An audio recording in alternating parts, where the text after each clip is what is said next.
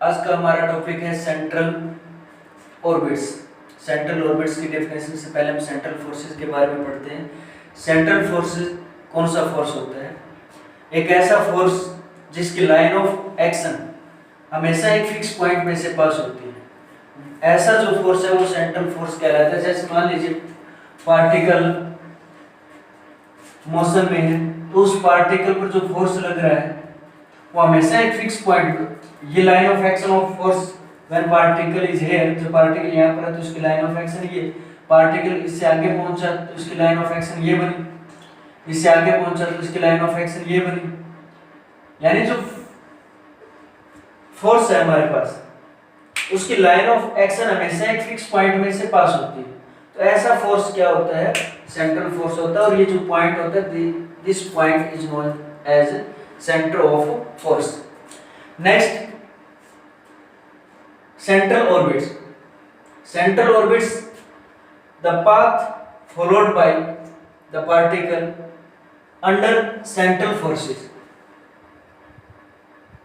Central forces के under जब कोई पार्टिकल मोशन में होता है और जो पाथ फॉलो करता है वो पार्टिकल, उस पाथ को हम सेंट्रल ऑर्बिट कहते हैं। उसको दूसरे तरीके से हम ये भी ऐसे भी बोल सकते हैं, the path followed by the particle under the forces which is always directed towards a fixed point. मतलब एक ऐसे फोर्स के अंडर पार्टिकल मोशन में होता है कि वो फोर्स हमेशा एक फिक्स पॉइंट की तरफ डायरेक्टेड होता है, तो उस पाथ को हम सेंट्रल ऑर्बिट कहेंगे। जैसे सेंट्रल ऑर्बिट का एक एग्जांपल हो सकता है path followed by the planet around the sun. Sun यहाँ पर है तो जब प्लैनेट इसके चारों ओर घूमता है, रिवॉल्व करता है, तो जो उसकी फोर्स की डायरेक्शन होती है वो हमेशा इस फिक्स सन की तरफ होती है, इस फिक्स पॉइंट की तरफ होती है। तो ये एक एग्जांपल हो सकता है सेंट्रल ऑर्बिट का। नेक्स्ट, हम एक थ्योरम प्रूव करेंगे कि जो सेंट्रल ऑर्बिट होता है वो एक प्लेन कर्व होता है। Central orbit is always a plane curve.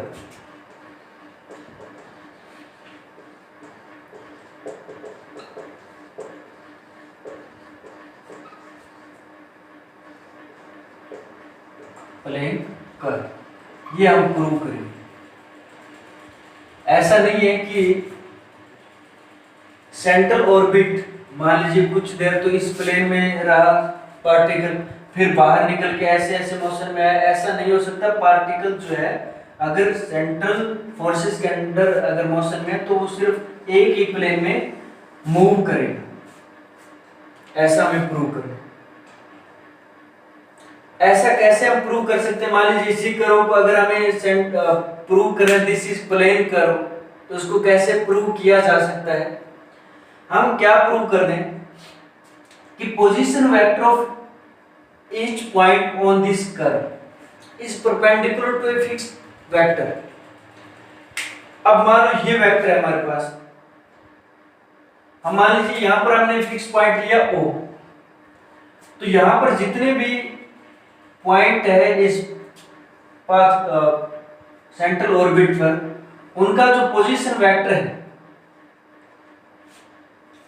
वो इसके क्या होगा? परपेंडिकुलर होगा। Position vector of each point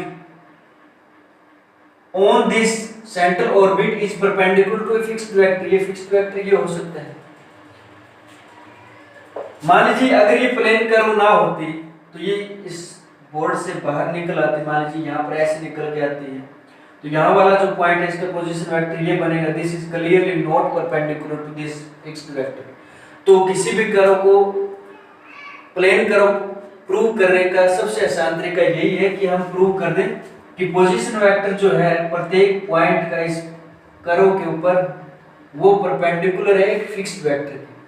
सभी के सभी जो पोजीशन वेक्टर है एक ही वेक्टर के परपेंडिकुलर है। ऐसा हमें प्रूव करना है। तो इसको प्रूव करने के लिए हम क्या करेंगे? मान लीजिए जो ये सेंट्रल ऑर्बिट की कर्व है, इसको प्लेन कर्व हमें प्रूव करना है। This is centre of force, ये सेंटर ऑफ फोर्स है। पार्टिकल मोशन में पार्टिकल किसी टाइम पर पहुंचा p पॉइंट पर such that OP is equal to r। OP हमारे पास r, ये डिस्टेंस r के इक्वल है। O को हम फिक्स पॉइंट ले लें यानी पोल, और इसको फिक्स लाइन ले लेते हैं OX एज फिक्स लाइन। तो पोजीशन वेक्टर OP किसके इक्वल हुआ हमारे पास? R के इक्वल। जो एक्सेलरेशन, अब यहां पर फोर्स सिर्फ या तो इस डायरेक्शन में होगा, O से P की तरफ होगा या फिर P से O की तरफ होगा एक्सेलरेशन, क्योंकि फोर्स इसी डायरेक्शन में लग रहा है। सेंट्रल ऑर्बिट है ये, सेंट्रल ऑर्बिट तभी बनेगा जब फोर्स, जो line of action of force है passes through a fixed point, ये O फिक्स पॉइंट है, यानी ये फोर्स या तो इस डायरेक्शन में होगा P से O की तरफ या O से P की तरफ होगा, तो एक्सेलरेशन भी उसी डायरेक्शन में प्रोड्यूस होगा। एक्सेलरेशन है d2r upon dt square, this is acceleration produced. अब ये acceleration d2r upon dt square और ये जो हमारे पास OP जो पोजीशन वेक्टर है, ये दोनों पैरेलल वेक्टर होंगे। r की डायरेक्शन फिक्स हो ही गई O से P की तरफ, लेकिन d2r अपॉन dt स्क्वायर इस तरफ भी हो सकते हैं, इस तरफ भी हो सकते हैं, लेकिन पैरेलल रहेंगे। जब वेक्टर पैरेलल होते हैं तब उनकी क्रॉस प्रोडक्ट जीरो होती है। r cross d2r upon dt square is equal to zero vector. क्या लिख सकते हैं हम इसको? r cross d2r upon dt square plus dr by dt cross dr by dt is equal to zero vector, ऐसा हम लिख सकते हैं, क्योंकि dr by dt same vector की cross product zero, zero add करने से इस पर कोई फर्क पड़ेगा। This can be written as d by dt r cross dr by dt is equal to zero. तो हम डेरिवेटिव करेंगे r एज इट इज, इसका डेरिवेटिव प्लस इसका डेरिवेटिव ये as it is, order change नहीं होना चाहिए। इसका मतलब इसका डेरिवेटिव जीरो है, तो r cross dr by dt is equal to zero vector. ये जीरो नहीं, ये कांस्टेंट वेक्टर, ये आ जाएगा अपने पास कांस्टेंट वेक्टर, क्योंकि कांस्टेंट वेक्टर का डेरिवेटिव ही जीरो होगा। h इसको मान लेते हैं कि ये h वेक्टर है, कांस्टेंट वेक्टर है। नाउ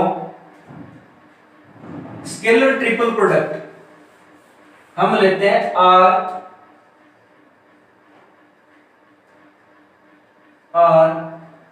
और dr बाई dt, ये स्केलर ट्रिपल प्रोडक्ट है। और स्केलर ट्रिपल प्रोडक्ट में अगर कोई भी दो वेक्टर बराबर होते हैं तो स्केलर ट्रिपल प्रोडक्ट जीरो बन जाती है, रिजल्ट जीरो आएगा इसका। और इसका मीनिंग है हमारे पास dot r cross dr by dt this is equal to zero. इसका मतलब r dot h is equal to, ये h की वैल्यू है, h is equal to zero. r क्या है? p पॉइंट का पोजीशन वेक्टर, वो इस वेक्टर के हमेशा इसका मतलब r vector is perpendicular to h vector. r क्या है? Position vector of p and p is any arbitrary point, तो ये हमेशा h वेक्टर के परपेंडिकुलर होगा। So we can say that central orbit is a plane curve.